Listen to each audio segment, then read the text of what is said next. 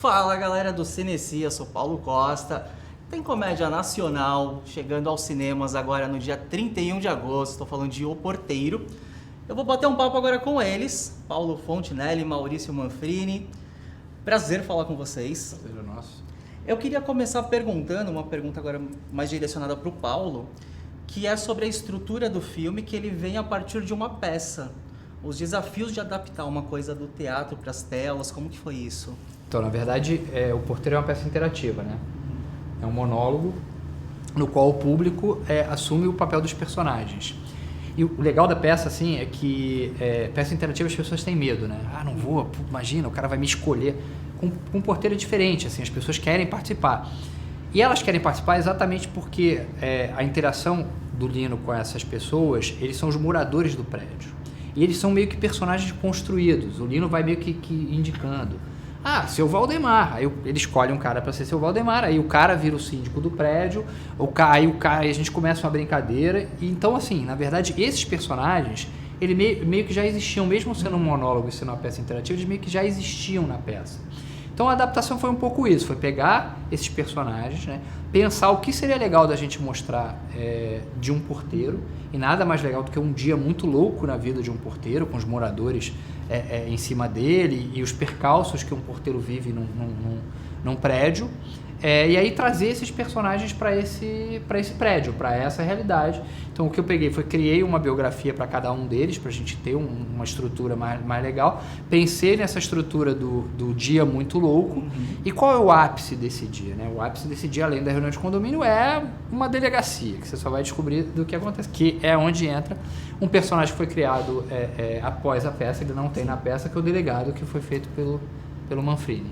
Que era até agora que eu queria perguntar pro Maurício, já puxando o que o Paulo falou, que é justamente isso. A gente tem o núcleo do prédio, onde todos os personagens interagem, mas o seu, ele praticamente interage só com o Alexandre Lino, com o porteiro.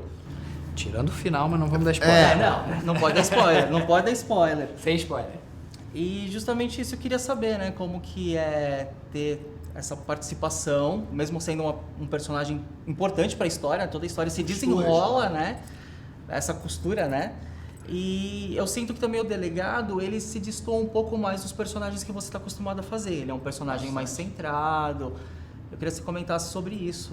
Cara, quando me convidaram, a Cacau veio falar comigo, a Rosane Hoffman, poxa, vai ter um trabalho assim, vão te ligar, faz, que é o Lino, eu não conhecia o Lino pessoalmente.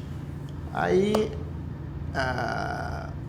entraram em contato comigo e me falaram que era para fazer um delegado. E eu pensei, pô, deve ser um delegado medroso, deve ser um delegado, né, que vai preso, porque... Mas não, era um delegado completamente diferente de tudo que eu já havia feito. E eu, assim, uma pequena participação, que foi aquilo, né, a gente filmou em 3 dias? 4 dias, que foi fragmentando para poder contar a história junto com o Lino ali. E eu comecei a visualizar esse delegado, como é que eu vou fazer o olhar, como é que eu vou desenvolver, né, a expressão facial, como é que eu vou me portar, né, a expressão corporal, como é que eu vou me dirigir. Então isso foi legal porque era outro caminho, né, na minha profissão. Então que eu vi assim como uma oportunidade de fazer uma coisa diferente, né? Diferente de tudo que eu já havia feito. Então eu me diverti fazendo pouco no sentido de fazer um tom abaixo, eu me diverti na maneira de falar do personagem, eu me diverti na maneira que o personagem olhava, me diverti no final, de ser um final surpreendente, né? Eu me diverti também ali, né? Porque eu nunca tinha viajado por esses caminhos, entendeu? Eu nunca tinha pisado nesse chão de fazer uma coisa mais com bastante humor embutido ali, mas bem suave, bem contido. Então eu curti bastante porque foi uma novidade na minha carreira. Eu acho que o Manfrini faz um humor de qualquer maneira. Esse negócio de, tá lá fazendo delegado, diferente, mas super engraçado. Boa. Mas é legal a gente ter falado dessa desconstrução de outros personagens que você já fez e até agora acrescentar o Paulo também na conversa, porque o humor no Brasil, ele é uma coisa que ele se renova constantemente. É impossível a gente falar hoje de humor e não lembrar de Paulo Gustavo. Sim. E o filme, Eu acho que ele vai muito além de ter uma homenagem ao Minha Mãe é uma Peça, até o próprio Paulo Gustavo com a Dona Hermínia. Para mim, na minha cabeça, já é um crossover. E eu queria que vocês comentassem justamente sobre essas homenagens e sobre o humor no Brasil, né? As perspectivas para o humor daqui para frente. Bom mesmo era na época que o seu Valdemar estava aqui. Bom mesmo era na época de Dona Hermínia. Ela que se botava ordem nesse prédio. O humor ele vai sempre se transformando, né? As coisas vão evoluindo, as coisas vão acontecendo. E a gente que trabalha com humor, eu, por exemplo, sempre me preocupei muito em não transgredir, né? De não me criar problemas com o humor que eu faço. E graças a Deus eu obtive sucesso e tenho conseguido sucesso com isso até hoje. Mas eu acho que é isso mesmo. Os humoristas que já se foram têm que ser homenageados. Tantos outros, eu tive a honra de trabalhar com muitos que já se foram, né? Com Ronald Golias, dividi a camarim com Ronald Golias, aprendi muito com o Ronald, pedi conselhos, olha só que coisa louca na minha vida, eu nunca imaginei isso. Aí, Moacir Franco tá aí ainda, vai viver 100 anos, é o cara responsável por uma boa parte da minha carreira profissional, Canarinho, Tutuca, Chico Anísio. Então, essas pessoas têm que ser lembradas em grandes oportunidades, né? Eu rodei o filme agora do personagem que eu faço, é só uma partezinha. Não, que tem, lembra do Ferrugem? Sim. Aquele Ferrugem que Sim. ele fez uma participação que ele era um vendedor de cachorro-quente. Eu com o Paulinho Gogol pedi, bota o cachorro-quente aí pra mim.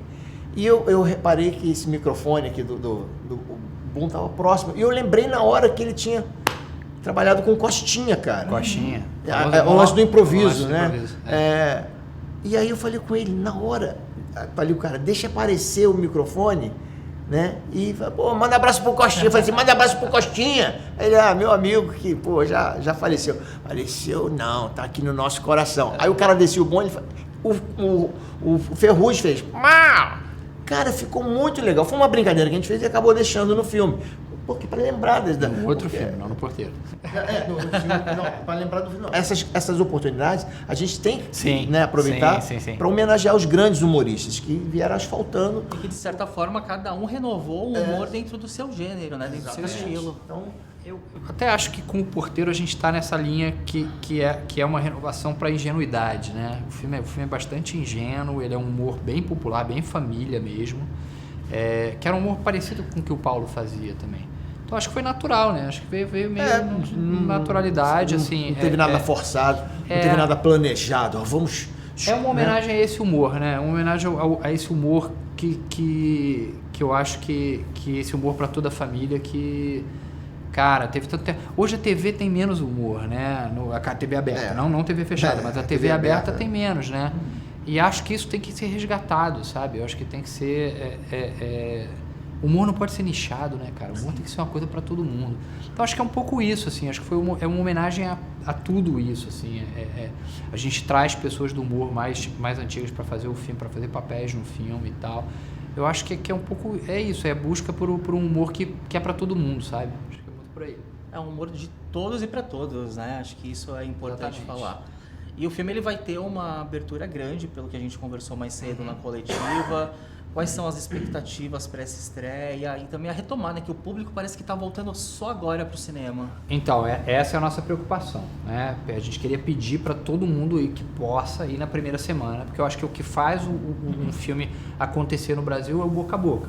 A gente não tem o poder de marketing, a gente está muito bem com o Porteiro, está com um ótimo trabalho de marketing da distribuidora, a imagem pro filme está todo mundo ouvindo falar do filme, então o primeiro passo já está dado.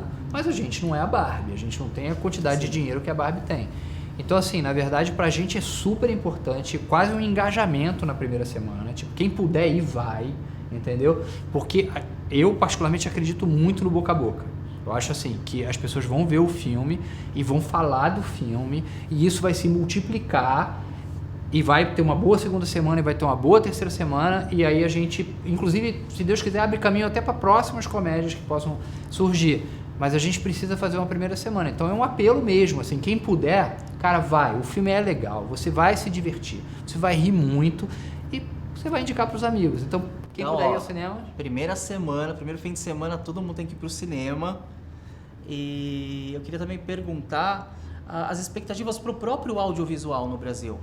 A gente veio da pandemia, tudo se parou, tudo congelou e agora parece que todo mundo voltando. Recomeço, né? Eu acho que o hábito está voltando, né? As pessoas estão ficando mais flexíveis, estão ficando mais...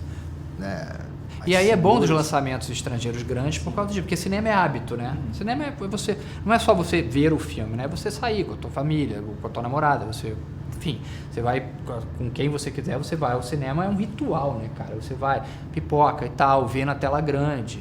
Então, assim, eu acho que vai além da questão só dos filmes, né? O bom dos lançamentos grandes estrangeiros, que igual a gente teve agora, é isso. As pessoas filmes grandes voltaram a ter bilheteria, né? Você viu o Oppenheimer, Missão Impossível, o Barbie agora. E as pessoas foram aos cinemas. E que, de certa forma, foram filmes que também acabou trazendo o público para outras produções. De volta ao cinema. É isso que a gente Olha está isso. esperando. A gente está esperando que esse pessoal que criou esse hábito de novo, que foi ver esses filmes no cinema, acreditem, o cinema brasileiro está voltando bem, o Porteiro é legal, vá ao cinema ver o Porteiro. E é bem legal, eu já assisti, eu gostei muito.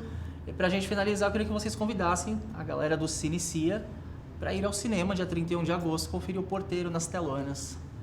Pessoal do Cinecia, fica ligado aí, dia 31 de agosto, O Porteiro nos cinemas. Uma comédia para você e para sua família. Vocês vão gostar, pode Com apostar. certeza. Caras, que prazer falar com vocês, obrigado. Obrigado a você, cara. Valeu, Paulo. Valeu. Seu Rodinei, o senhor está sendo acusado de roubo, como é? Ai, minha Nossa Senhora! Assédio, Vocês são casados? tráfico de drogas. É comer? Ela tá alegre, né? Vocês querem um brownie? De chocolate? Balbúrdia. Meu Deus do céu! Sacuda aqui! Solte o homem, Laudizete! Largue ele, Laudizete! Não, minha filha!